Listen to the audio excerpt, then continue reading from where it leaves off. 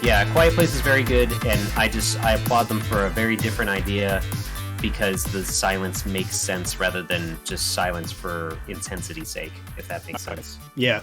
Have either of you guys seen it? So I have to admit, before the show, when you're having your computer problems, we were talking about the outline and stuff, and Danny said, "Oh, A Quiet Place. Which one is that? Is that the Sandra Bullock one?" I was like, "Yes, it is." I got them completely confused with Bird Box. Yeah, I was saying I get them confused as well. Like I saw A Quiet Place at the cinema maybe a couple of years ago, whenever it came out, and cool. I went in knowing pretty much nothing, and yeah, had a lot of fun with it. You know, there's some good suspense in there. Love Emily Blunt as well. I didn't know the other actor very much, but Emily Blunt, like I really enjoyed her in Edge of Tomorrow. Which is re-released as Live Die Repeat, I think, in the US. So good. But that film, yeah, she's amazing in that one, and Quiet Place is definitely worth checking out in terms of kind of more recent horror suspense. It's good. Yeah, it's and I think Bird Box was released the same year, so that's probably why you got confused about it, Graham. Yeah, and I actually watched Bird Box just like 2 or 3 weeks ago as well, and really enjoyed it. I did start watching A Quiet Place a while ago now, but there was something was happening, like I had to go and do something, and I was like, right, I'm gonna have to stop this movie. Like I was enjoying it, but I wasn't very far into it, so I'm gonna stop the movie, go and do the thing. I just haven't been back to it yet, so I just need to pick that up because for some reason I just stopped watching it.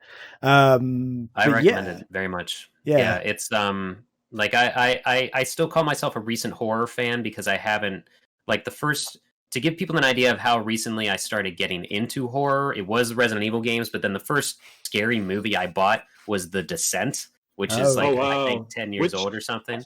I need to ask you which cut you watch of that because there's two quite different cuts. Dude, I've got a story for that, and I'm sorry, but I'm gonna have to tell it. So,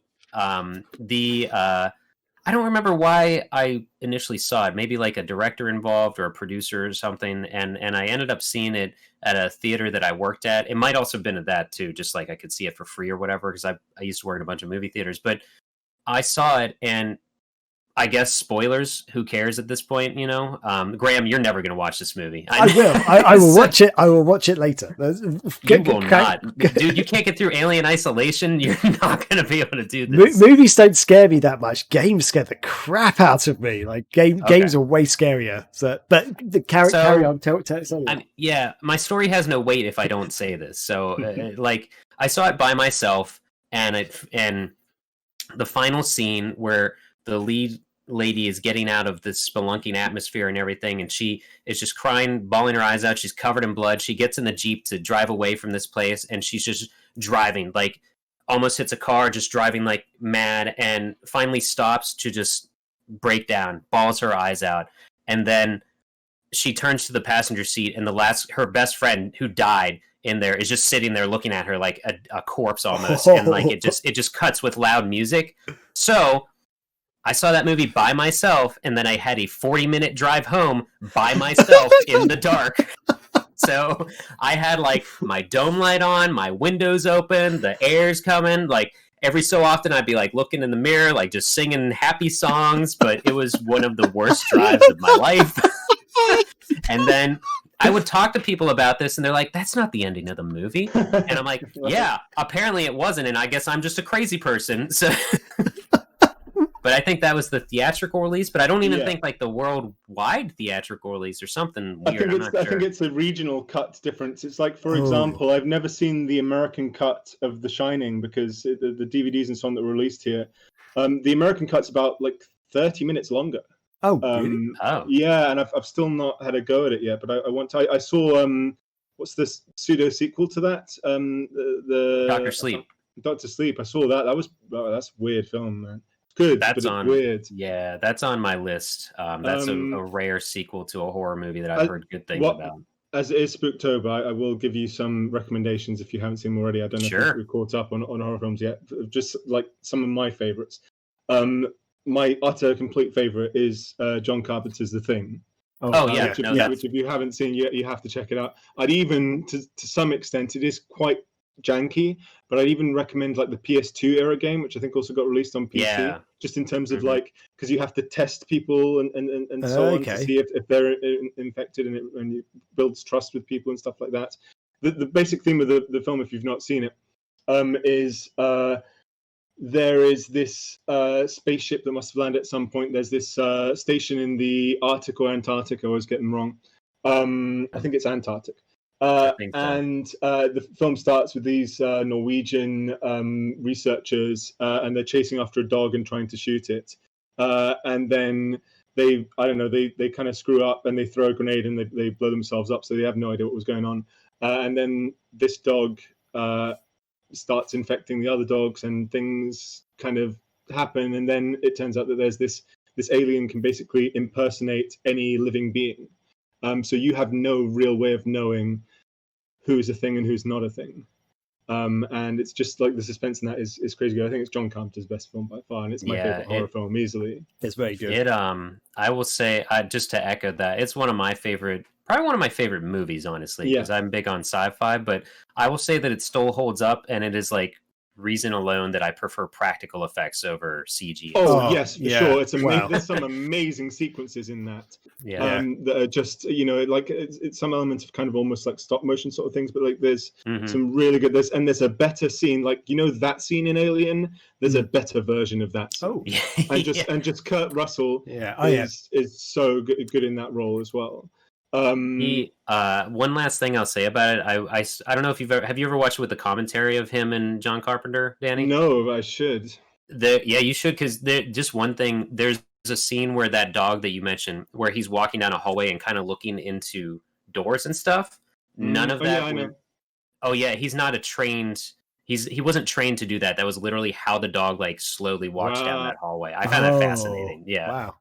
Also, the score as well. It's the Thing's theme is actually made by Morricone, who's known for all his Western themes, like The Good, the Bad, and the Ugly, and that kind of thing. I think the rest is made by John Carpenter, who's known for like just out of budget reasons, tending to create his own score. But it's just really good. I saw him play with that theme with his son 2 or 3 years ago when he was. That's cool. Just so good. Wow. And I got the Halloween soundtrack like signed by him. It was just amazing.